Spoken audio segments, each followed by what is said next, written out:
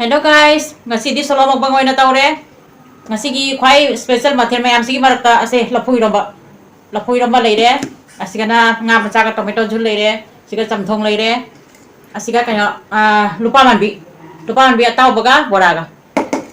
Sidi kon na ba. Ado di mayam sama horage.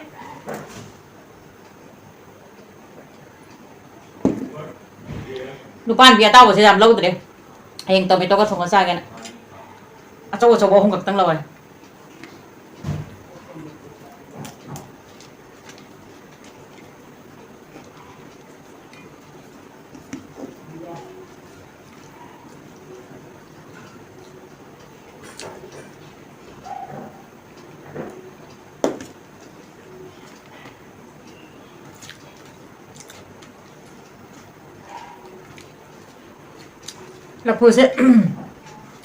Lapu si ma'am inaw pina pe pa ni.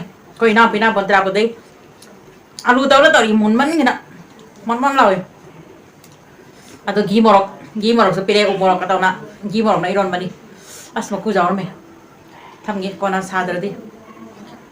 Gi morok na taw na iron mani moi lapu se hadi alu ta na mon law.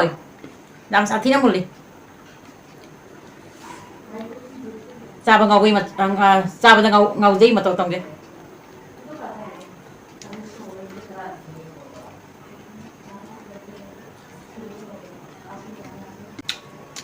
Phải không?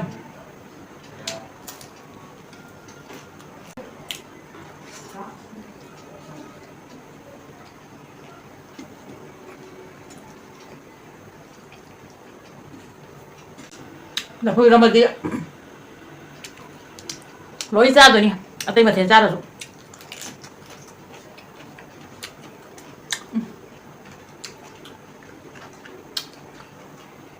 Hả?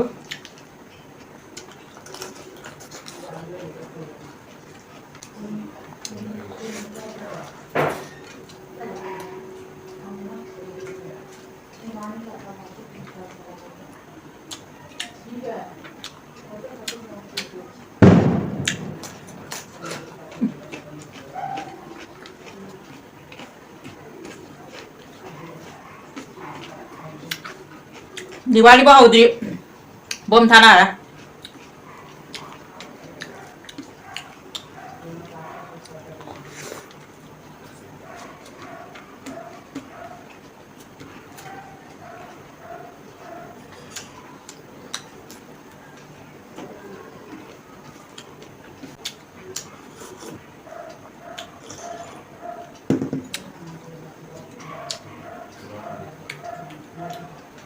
Để phải no mà bảo thằng được.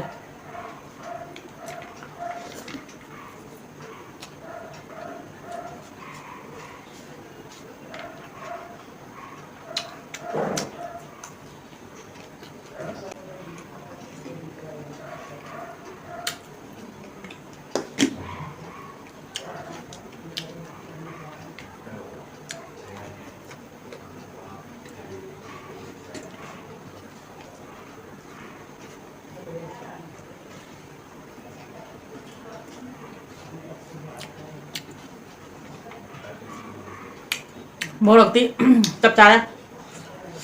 Anh một bài đến liêng mà không để ra.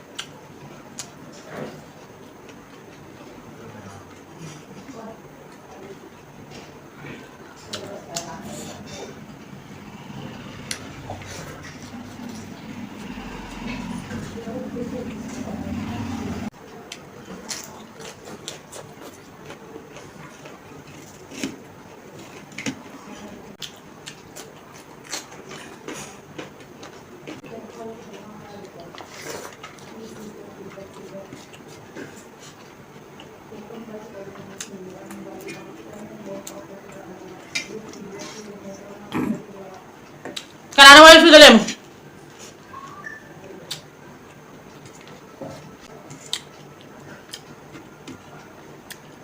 Wari sana boleh bom log dan lem.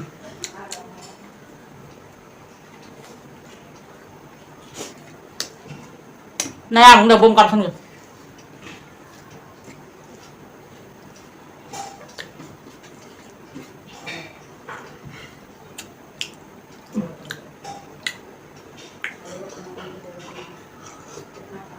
Hawin, stop dong may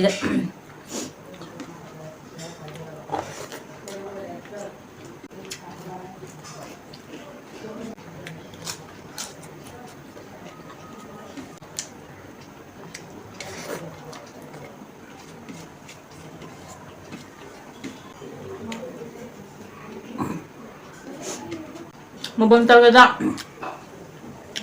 kang siya kung da sonday na cari, sonda masuk yung na cari.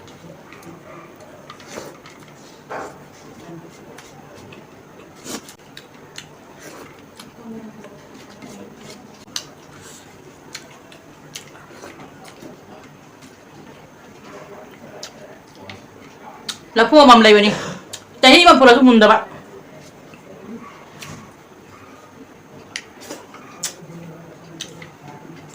Mo lapu si dia. Hani ngai ta boleh.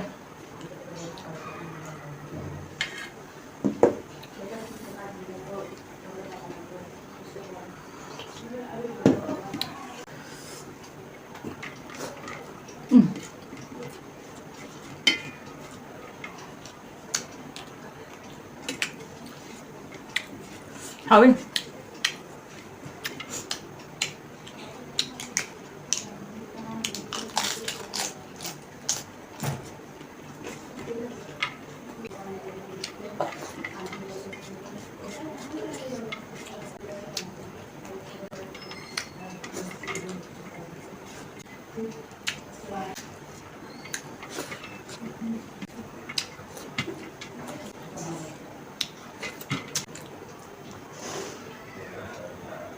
Sa lore ngasi ko na matang sa loisa lagay next video dam channel si ado मैम आईगी FB Instagram da so आईगी YouTube की मिंग से same मिंग ले बिना बा ado मैम follow तो व्यू हाई support तो व्यू मैम ado di next video mo thang na si